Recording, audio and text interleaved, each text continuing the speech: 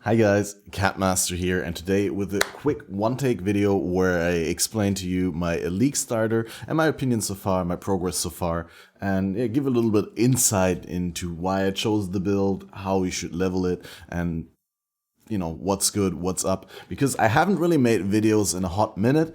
I've been dragged down by the pandemic and by my own poor choices, so I had a little bit of a rough time mentally. I'll go into that in the end of the video. But for now, this is the Earthquake Bleed Gladiator that I'm playing this time around. Why did I choose Earthquake Bleed Gladiator? This is a Gauntlet approved a build that has been approved by the Gauntlet in the Gauntlet. Gauntlet, for those of you who don't know, is the event that Zizeran hosts a lot of times where there's all private league mods active, so the monsters are a lot harder, players are a lot weaker, and this build, when I played it in the Gauntlet, it almost felt like a normal vanilla league to me, at least for, the most part of the game. And, yeah, Gladiator is really great because of the bleed synergy, but you wouldn't need any damage from the Ascendancy, really, because Bleed EQ is really good regardless, because you could scale it with the two War Cries, Seismic and Intimidating Cry. And Gladiator is one of the Ascendancies that have great access to block, just like Necro and Ascendant. And it's very, very easy to get to max block with Gladiator, and block is one of the best defenses in the game, as it allows you to just straight up ignore the damage from a large number of hits, from like 75 or even higher if you get the unique amulet and you get the violent retaliation passive in the Gladiator. So it's a really good choice if you're doing bossing content and if you're doing content where you don't exactly know how and where you will get hit, so you can't really dodge. Anyway, I don't know what I'm saying next, but we have to move on. This is gameplay in a tier 1 Coves map that I think I alked, but I don't remember exactly. It might have been just blue. Ritual League is great, but I did skip a lot of the rituals early on because they felt unnecessary. The rewards are not super out of proportion, and I already had a lot of experience. I was overleveled most of the time because I did farm the Mudflats in Act 6 for the Lion card, which is the card that gives you one of the Lion Eyes uniques, and I was looking to get this particular shield. Has it been nerfed? Wasn't it up to 200 life? Anyway, where you get 180 explicit and then up to 30 implicit, so I guess up to 210 life. Maybe I saved that wrong in my head. But I didn't get that. I did get one Lion Eyes Vision with a 100 life roll. I did get a Lion Eyes Fall, so I might do some sort of bow build later on with those items. But I might also farm another card set or two, hoping for the shield, because this shield is really good. Not only does it give you almost or more than 200 life, but it also gives you 30 block. And until you get a Shaper or a Warlord shield with the percent life gained on block, this is probably best in slot. And yeah, it would have been really nice to have it, but it is a gamble. I mean, you can complete 10 card sets and not get it. It's statistically unlikely, but since there's 5 different outcomes, you can just rotate between the other 4 and not get the shield. So I didn't really want to overlevel too hard. However, if you want to farm this stuff that's in the Mudflats in Act 6, like I said, you could just reset that zone a couple of times. I don't know where it is in the VOD here. Probably around here-ish. Yeah, here, that's where we farmed it. And you just go back and forth between Tukohama's fortress, and you go kill the Dishonored Queen, which is the unique boss in this area, which is the only monster that can drop that card in this area. And I think other than that, you can get it from the map version of that boss, or you can get it from stacked decks. Here, control click on the entrance, open a new instance, and then just zoom back and forth. It really helps to have a smoke mine. And yeah, I did that from when I arrived in Act 6, so it was like level 44, I would say, until I think I was level 55, 56 when I completed the second card set, and I was like, okay, now I'm getting too much of an experience penalty, and now I don't want to do that anymore. My league start is a little bit slow this time around because I'm not no-lifing this league start as I usually do. I did get some healthy amount of sleep, and I didn't do like a 30-hour league start stream, but I only streamed for like 5 or 6 hours, then went to bed, came back, did a chill all day stream, went to bed, and now I'm here quickly making a video for you guys so you guys have an update. And I'll show you the state of the character because I'm actually quite happy with what I was able to put together. We're level 73, we got into maps yesterday. I did do Merciless Lab, but I still don't have Uber Lab. I had like 1 trial so far, but we only did a handful of maps before I needed to go to bed.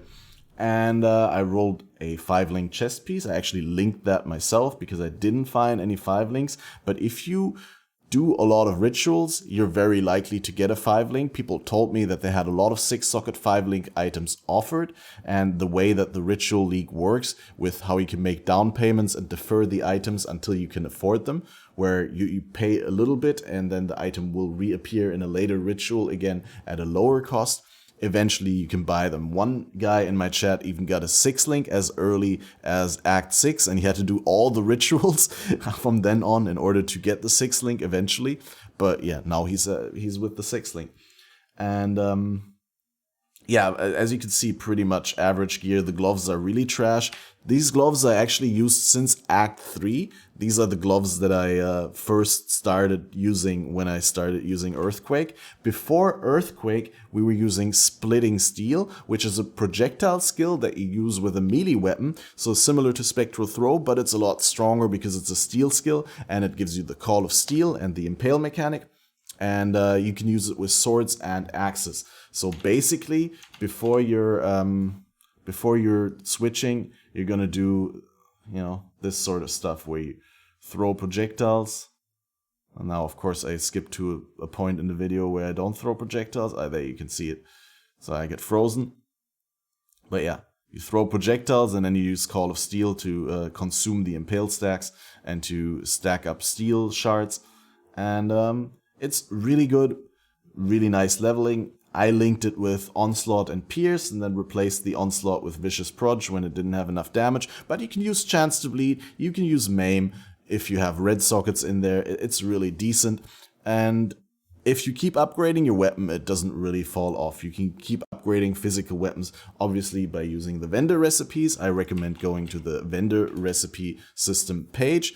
But I also have a vendor recipe overview that I will link in the description below that I made for a video on another channel from Marian. Here, there you go. Here, this is my little overview that I made so you guys can see the vendor recipes and visualize them. Right, and this is the increased physical damage weapon recipe where you use any rarity weapon. Just make sure it's a right base, like don't use a low level base, but use one with decent base damage. And then use a rare rustic sash in this case. Here, a rare rustic sash for the serrated prefix. You can use a unique rustic sash if you have one for the wicked prefix, but that will raise the minimum level requirement to 18, so don't do it before you're level 18. And if you vendor the weapon with the rustic sash and the whetstone, you'll get a magic weapon with the prefix depending on the rarity of the belt. Definitely bookmark this or bookmark the vendor recipe system page where there is a lot of vendor recipes that you can use. And actually, when I needed currency to craft a weapon later on, this is something I'll make another video of, I exploited the quest heist. When you get to Act 6, you start finding rope markers and smuggler's caches, right? And when you go into the rogue encampment and you start the heisting, you have to talk to all the members, and then Kurai, the NPC, gives you a quest contract, your first quest contract that you have to do with Karst, the lockpicking one, where you have to make sure to not finish the objective of the quest heist, right? You can just go in, open the chests, trigger the lockdown, whatever, run out again, and then just make sure to not pick the main objective. And as long as you fail the contract, I mean, obviously you won't get XP for your rogue, for Karst, but you can pick up the contract again from Kurai and keep farming it over and over. And the cool thing about that is that the layout is fixed. So you already, when you run it a couple of times, you already know which chest is going to give you currency, which chest is going to give you a unique, and you can pretty much spam that if you need a specific low-level unique or a specific piece of currency. I personally needed a Regal Orb. I just reset that over and over. But again, there will be a separate video about that. And yeah, harvest crafting is back. So as you can see there, I found a portal to the Sacred Grove, and I was able to make a really good weapon just by spamming a siege axe base with physical modifiers. Quickly go back into the game and show you my axe, because it's actually a nice axe, right? So I hit the Bloodthirsty prefix with a flat lightning damage prefix and the 2 suffixes, and then what I did is I used the harvest craft, remove non-physical mods and add a physical mod. Like remove a non-physical mod and added a physical mod. And I was super lucky. I removed the flat lightning damage and I added the Mercenaries hybrid. And then I was able to craft the flat fizz, which leaves me with an axe that has 300, 440, 220, 330 DPS, which is by no means super OP or something like that. But keep in mind, I did like 2 harvests for this.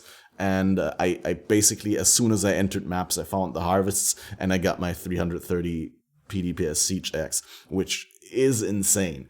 Now, Siege Axe is obviously not the best base for Earthquake bleed, because you care more about how big your average hit is than your DPS, because you don't end up actually standing still and DPSing with this build. That's not how it works. You actually try to ramp up your biggest possible hit by consuming the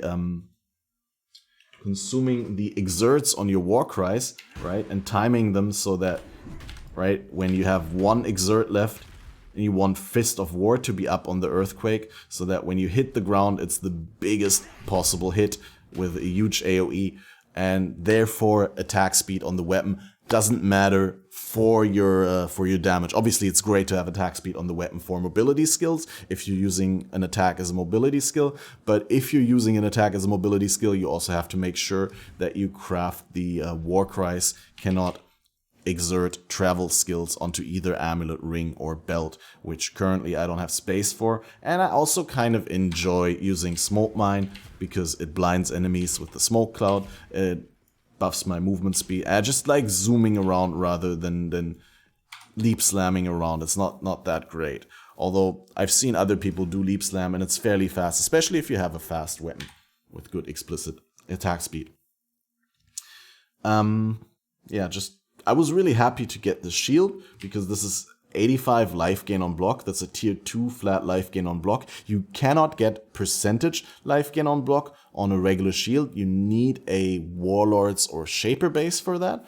But this flat life is actually 2% of my life pool on block. So that's really good. My block is currently only at 57%, but it goes up to 60 when cast when damage taken. Tempest Shield goes off, and I also get another 8% chance to block attacks if I'm damaged by a hit recently. So that means I'm at 68, and I'm currently working on getting Command of Steel, and we just picked up Sanctuary, so that's the next goal. And then we can also probably anoint some block or get a higher base block shield. Obviously, my shield doesn't have any explicit block, so we're not as good as we could be. But as I said, we just entered maps. I'm pretty happy with the state of the build. And overall, this is a really solid league starter that I would recommend you to use. Again, level with Splitting Steel until you get to Earthquake. Normal Lab has been buffed for this build because you pick up Blood in the Eyes, which previously only gave you 25% chance to cause bleeding, but now it gives you 50, which means that together with the 25 from here and the 25 from the chance to bleed support gem already puts you at 100% chance to bleed, which means that after Normal Lab, you can easily run Earthquake bleed if you desire to do so.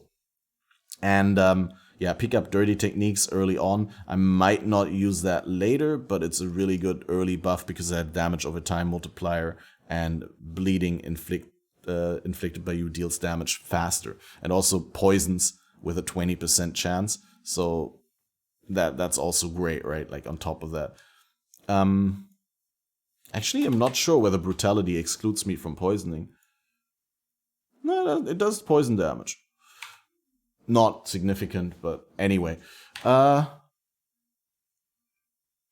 to think, is there anything that I need? I'll link you a POB of the current state of the build. You can always use Path of Building to import my characters. This is Maven Gay on the character, on the account Catmaster, CATMASTER, and you can just import that into Path of Building right in Path of Building as if it was your own build.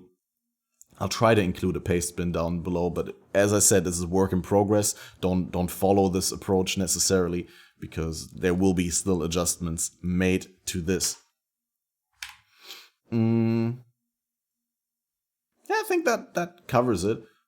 Currently still getting freeze and chill immune, shock, curse immune, bleed immune from the flasks. Maybe somewhere down the road we'll be able to get ailment avoidance as soon as we unlock the craft and craft it here and there. There will be a lot of upgrades today on stream, so if you're interested in the progress that I make with this build, make sure to tune in on twitch.tv/catmasterOP.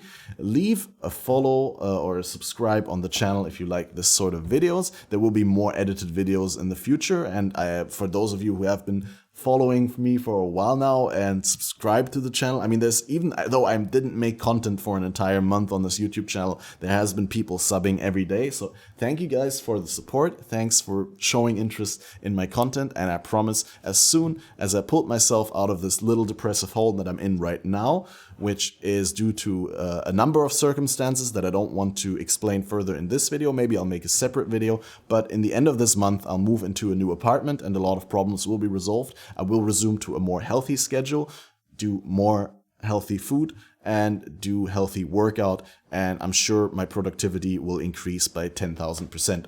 So if you've been wondering where the content is, the content will come back. Thank you for bearing with me for this difficult time. I hope you guys make more healthy choices than I did.